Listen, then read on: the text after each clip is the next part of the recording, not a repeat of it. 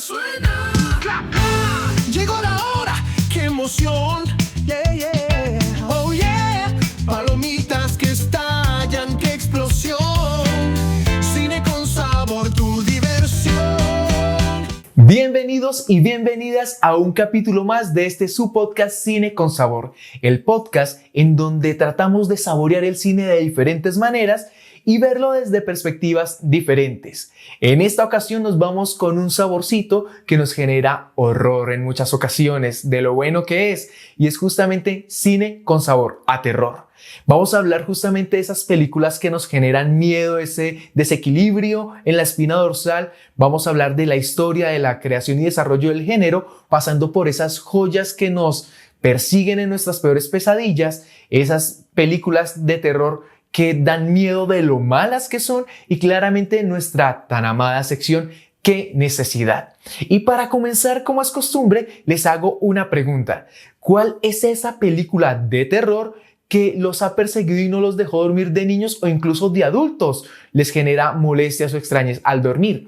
Yo les cuento la mía en particular, que ni siquiera fue la película completa, sino solamente una sección de la misma. Y es esta película de Chucky, no sé si es la 2 o la 3, en donde tiene una esposa, incluso esta está vestida incluso de novia. Ellos están observando a una mujer que se está tomando un baño en una tina. Chucky se va por debajo de la tina sin que lo vean y le empuja un televisor a la chica en cuestión para que caiga sobre la tina y ella se electrocute. Yo esa noche no pude dormir, me dio mucho miedo. Cabe aclarar que tenía 6 años, o sea, tenía 6 añitos cuando vi eso, y solamente fue necesaria esa escena para dejarme perturbado toda la vida. ¿Será que por eso tengo problemas todavía? Pero bueno, para no hacer largo este cuento, déjenme en los comentarios cuál es esa película que todavía los persigue y no los deja o no las deja dormir. Y para comenzar, vamos a arrancar con la historia del género de terror en la cinematografía. Y al igual que muchos géneros, como lo puede ser el de comedia o el de fantasía, el género de terror también comienza con el inicio del mismo cine y con uno de sus más grandes expositores, como lo es Georges Méliès. Georges Méliès hace una película que, en honor a la verdad, voy a tratar de decirlo en francés. Le Manoir du Diable de 1896. Esta película, desarrollada y dirigida por Georges Méliès, es considerada como el primer cortometraje del género de terror.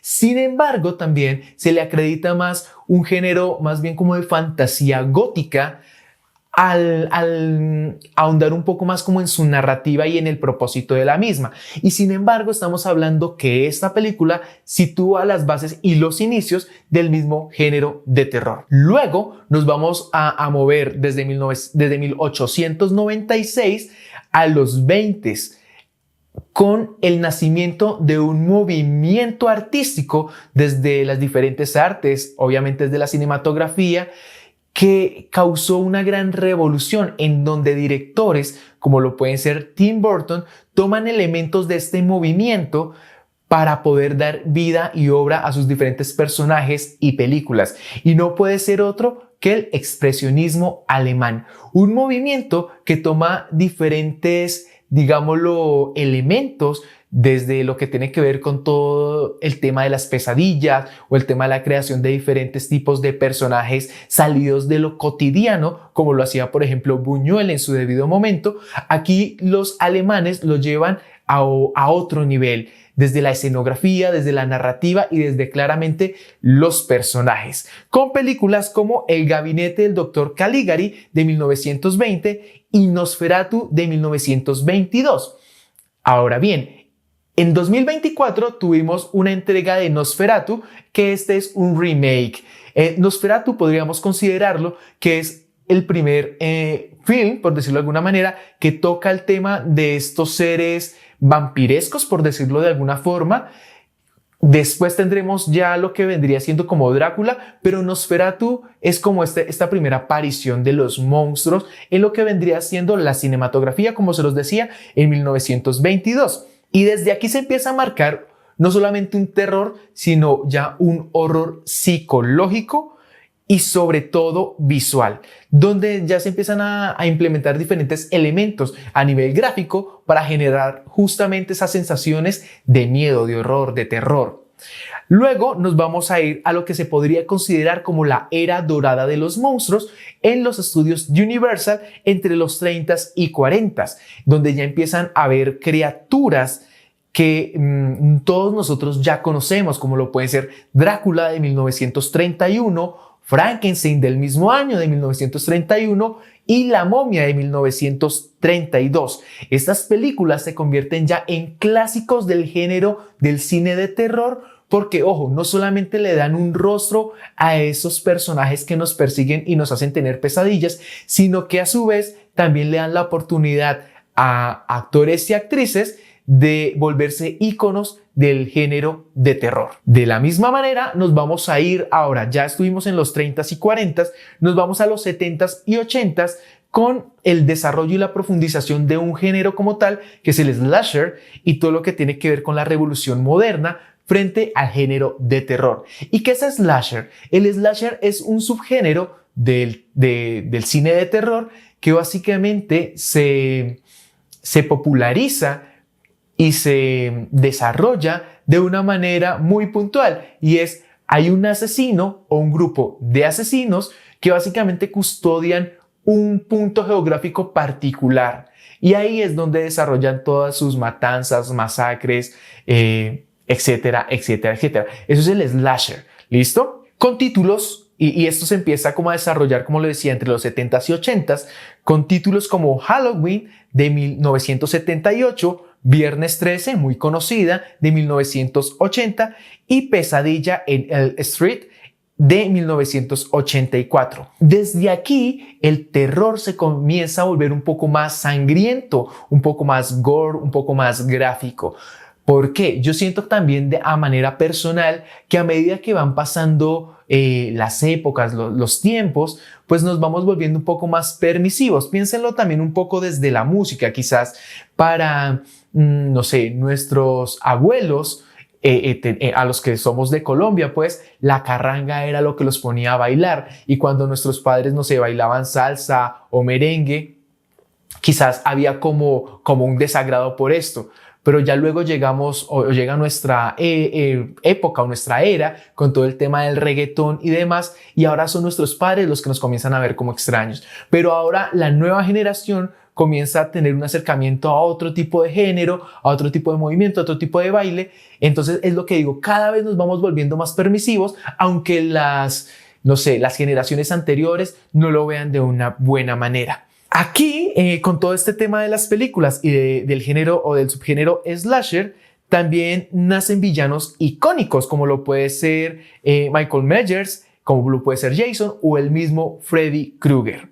Y ahora nos transportamos de 1970 y 80 a los 90s y hasta el presente, con lo que podríamos generar o con lo que se podría generar un listado y una línea de desarrollo del género del terror hacia lo psicológico. Si bien ya habíamos hablado de un horror psicológico en los 20s con el expresionismo alemán, aquí ya es donde comenzamos a tomar diferentes estudios incluso del mismo psique humano para poder aportar diferentes tramas y elementos que hagan realmente sentir ese horror y terror a la hora de estar viendo una película. Y hay diferentes formas de poder describir estos estudios que se hacen.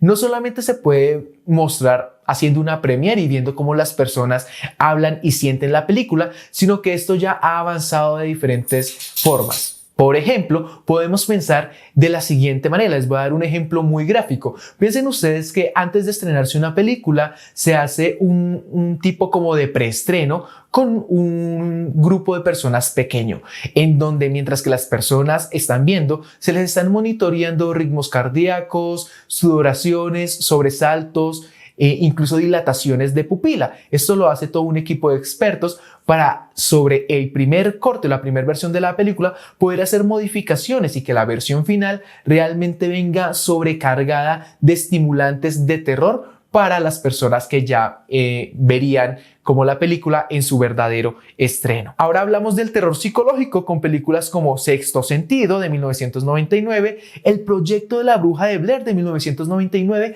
que es un caso particular, es un caso exquisito porque aquí estamos hablando no solamente de una película de terror, sino que también estamos hablando de una película que se considera o que estaría dentro de un género espectacular, que es el género de falso documental. Muy seguramente esté haciendo aquí en Cine con Sabor todo un episodio de lo que es el género del falso documental, porque hay grandes expositores, pero para que no se queden con la pullita, les cuento que esta película se genera de una manera increíble.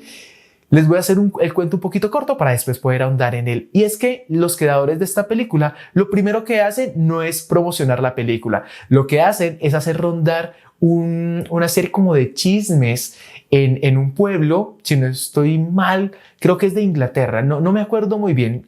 Luego investigaré muy bien para el capítulo de Cine con Sabor a falso documental. Comienzan a generar unos chismes de que unas personas desaparecieron en un bosque. Y con el tiempo esta noticia se expande a nivel nacional e incluso internacional. Pasado el tiempo, se dice que se encontraron unas grabaciones de estas personas perdidas en el bosque, a raíz pues de un caso muy extraño, a raíz de que los había secuestrado una bruja. Se hace todo el documental, entre comillas, de la situación de estas personas que desaparecieron con el material de archivo encontrado de estos mismos. Y esto se vuelve un revuelo internacional, ahora sí. Y con el paso del tiempo se descubre que todo esto fue planeado. Ninguna persona fue o estuvo desaparecida y todo esto realmente podríamos resumirlo como la mejor estrategia de marketing de esos tiempos. Y para no seguir como en todo este cuento, porque ya tendremos un capítulo de todo esto, continuamos con entregas más recientes del mismo género de terror psicológico, como lo podría ser Hereditary del 2018 y Get Up de 2017, películas que nos muestran cómo podemos tomar elementos mentales, psicológicos o incluso sociales a nivel simbólico para poder ahondar en todo el género de terror. Entraremos ahora a hablar de las mejores películas que el género de terror nos ha podido entregar a lo largo del tiempo. Y vamos a comenzar con una realmente de las mejores, que espero que la hayan visto y si realmente son un poco susceptibles al terror, pues véanla acompañado. Qué mejor excusa que pedirle a alguien que nos guste su compañía pues para ver este tipo de películas. Y vamos a comenzar con El Exorcista de 1973, la primera entrega de esta película, en donde hay una mezcla de religión, de inocencia infantil y de efectos especiales realmente muy sollados, muy llevados a otro nivel, pues para ser 1973, donde hasta ahora estábamos entrando también con todo el tema del CGI. ¿Por qué es perturbador? Porque es la primer película que, entre cosas, también tiene muchos rumores. Una de las primeras películas que tiene varios rumores que ya más adelante se los voy a comentar en una sección especial para este capítulo. Pero también es muy destacada porque es la primer película del género de terror que es nominada a los Oscar en la sección de mejor película. Otra película que también destaca dentro de las mejores de terror es El Resplandor de 1980, dirigida por Stanley Kubrick, en donde hay una mezcla de terror psicológico, donde tenemos un gran simbolismo y donde tenemos un protagonista que nos muestra una dualidad que también nos genera esa sensación de terror. No es solamente la historia, no es solamente las situaciones, sino el mismo protagonista, los mismos actores nos permiten ahondar en esa sensación de desesperación. Luego tenemos Get Up, más reciente, del 2017, en donde realmente tenemos una crítica racial disfrazada de película de terror, donde el director reinventa de alguna forma el género, tratando de darle un toque más fresco desde lo visual, lo narrativo y claramente desde un enfoque más social. Y así como tenemos películas que nos dan miedo, nos hacen sentir terror, nos hacen estar a punto de mojar la cama del susto, pues también tenemos películas que lastimosamente nos dan miedo, pero de lo malas que son. Y aquí van un par de ellas. La primera sería Birdemic, Shock and Terror de 2010, en donde tenemos unos efectos especiales malísimos, actuaciones realmente de principiantes y que, como les decía, incluso es tan mala que algunas personas la consideran buena.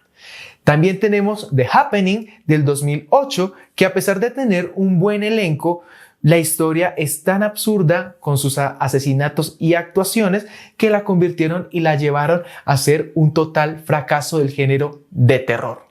Y por último tenemos una que incluso causa no da miedo sino risa, y es Jason X o Jason X del 2001, en donde llevan a este ícono del terror, este personaje que nos asustó y nos da miedo en muchas otras entregas, pero que lo llevan al espacio. O sea, de por sí pensemos en el siguiente elemento, y es que ya es terrorífico estar por allá en el espacio, ¿sí?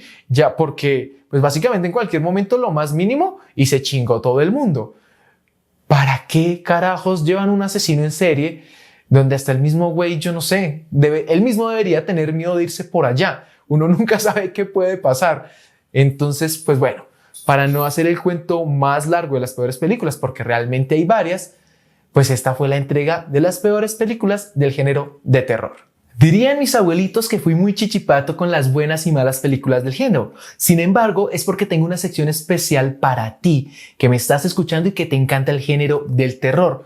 Pero la ahondaremos y hablaremos de ello después de hablar un poquito del impacto cultural que ha tenido el mismo género del terror en la sociedad. Como primera instancia, nos ha permitido generar un reflejo de esos miedos colectivos como sociedad, desde crear películas que tocan temas de los monstruos nucleares, partiendo de todo el temor de la Guerra Fría, pasando por ese temor, no sé, social, global, del cambio de siglo entre 1999 a los 2000, donde muchas personas incluso se desvivieron de no saber qué iba a pasar y de todo esto, también pasando por temas un poco más, no sé, temas que tienen que ver con todo el miedo a lo desconocido o la ansiedad, como por ejemplo, y qué mejor ejemplo que que la pandemia que tuvimos que vivir. Hay películas que ya habían tocado este tema de lo que podría llegar a ser un enemigo silencioso, un enemigo universal y mundial que poco a poco acabara con muchas personas.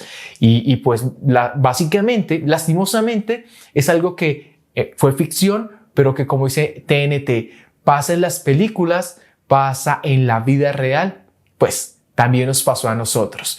De la misma manera tenemos que tocar algo que el género de terror ha permitido, y ha sido el empoderamiento de las mujeres, del personaje femenino dentro de las películas, con un término, algo que podríamos determinar como el Final Girl, en donde tenemos personajes femeninos empoderados dentro del mismo género del terror, como lo podrían llegar a ser mujeres inolvidables definitivamente, criticadas quizás, pero inolvidables, como Ellen Ripley en Alien de 1979 o Laurie Strode en Halloween de 1978. No podemos dejar por fuera cómo el género del terror también ha desarrollado desde foros, incluso hasta festivales y fanfics, en donde hay una comunidad que comparte el gusto por el mismo género del horror y el terror, llevando de alguna manera también a que se vuelva un poco más rentable. Y ahora sí, empecemos con la cerecita del pastel, con una serie de datos curiosos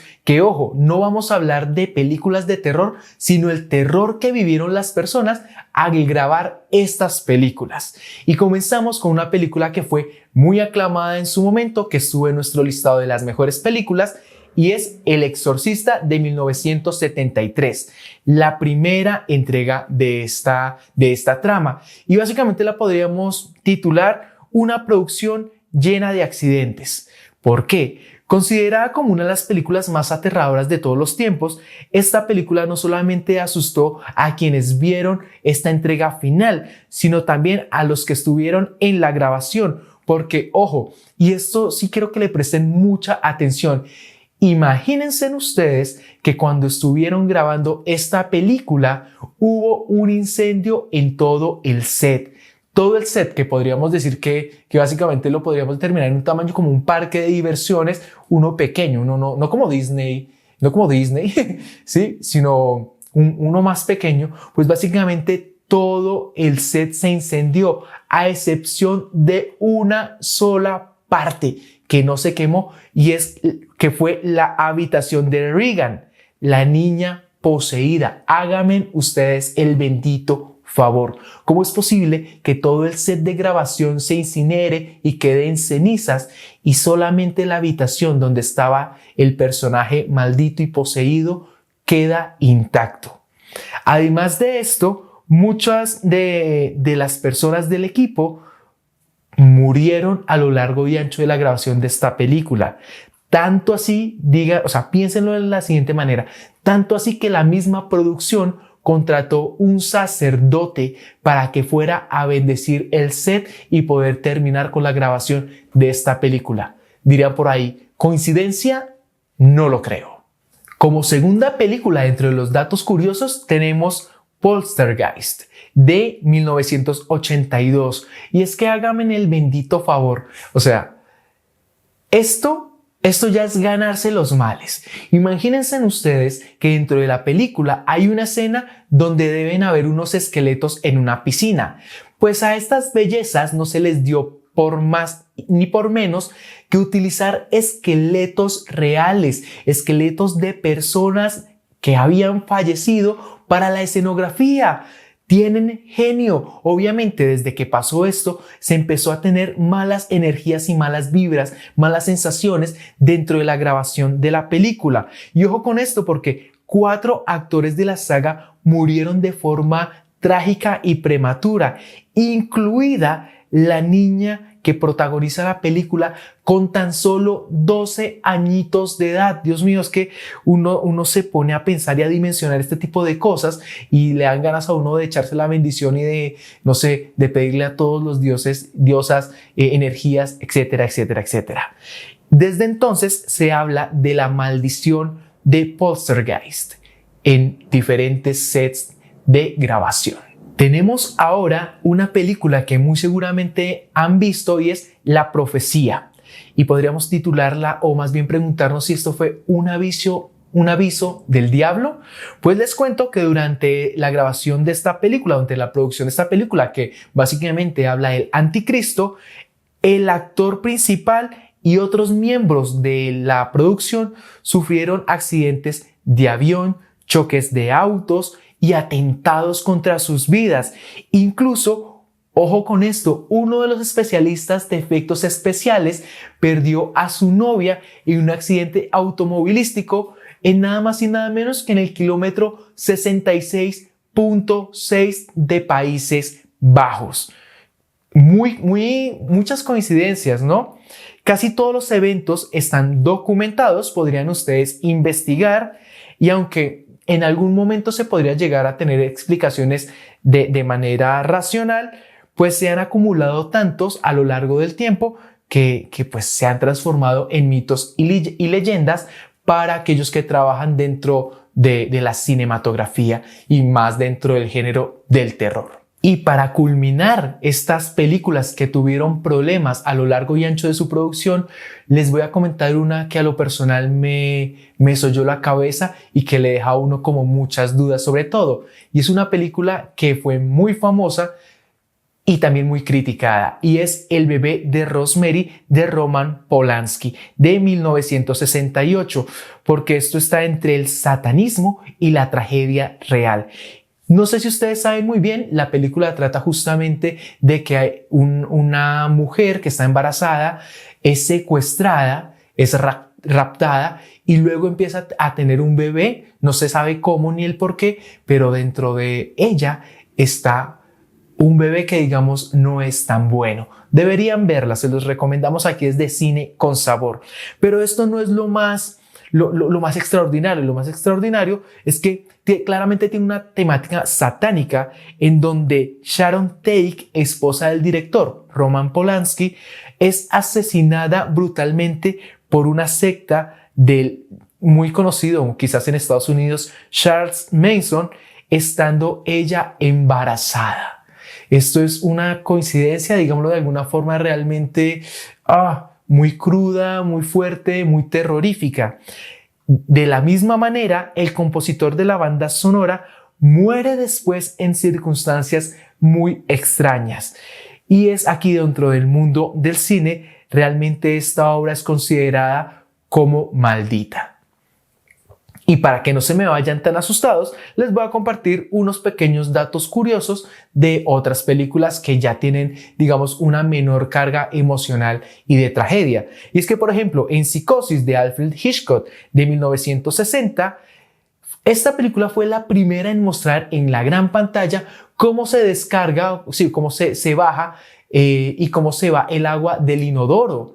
Y esto para la época, pues fue totalmente, no sé, como choqueante para todos aquellos que lo vieron. Bien saben, como ya lo habíamos comentado, El Exorcista, y la vuelvo a mencionar porque es una película que a lo largo y ancho de la historia pues ha sido muy, ¿cómo decirlo?, muy nombrada a la hora de hablar de películas o de producciones malditas, con todo el tema del incendio, de los accidentes, de las personas que murieron y demás.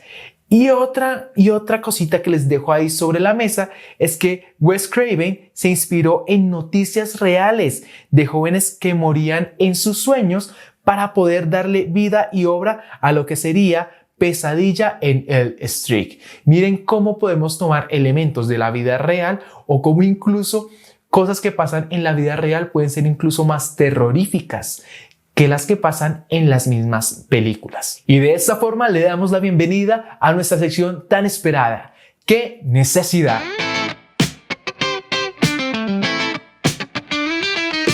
Oh, qué necesidad. Cámara lenta en una escena de más.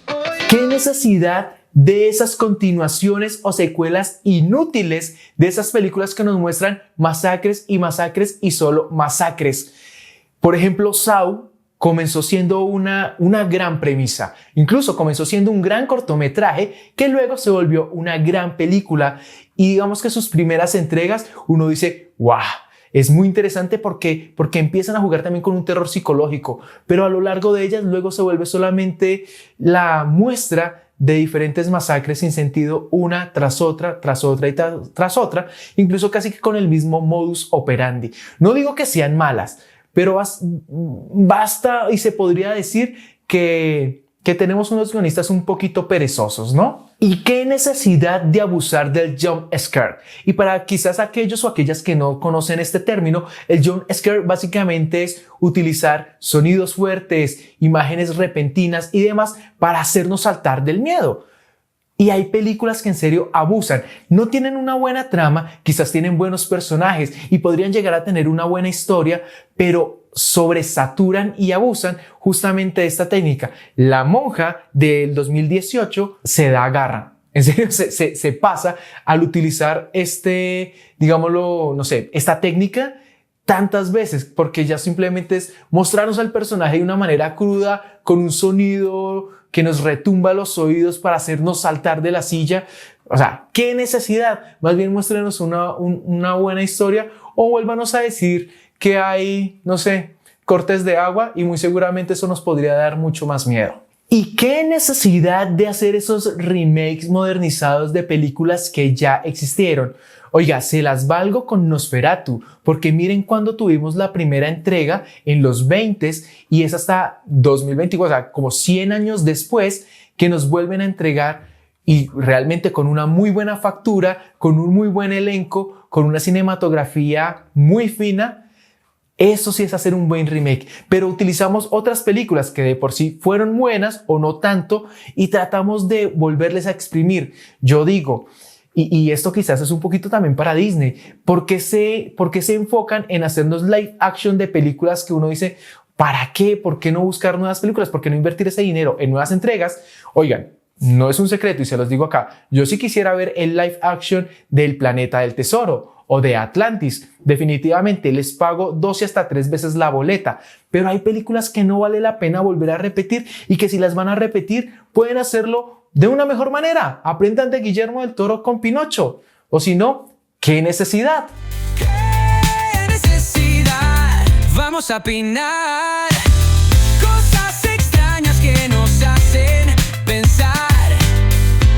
las películas es para dudar.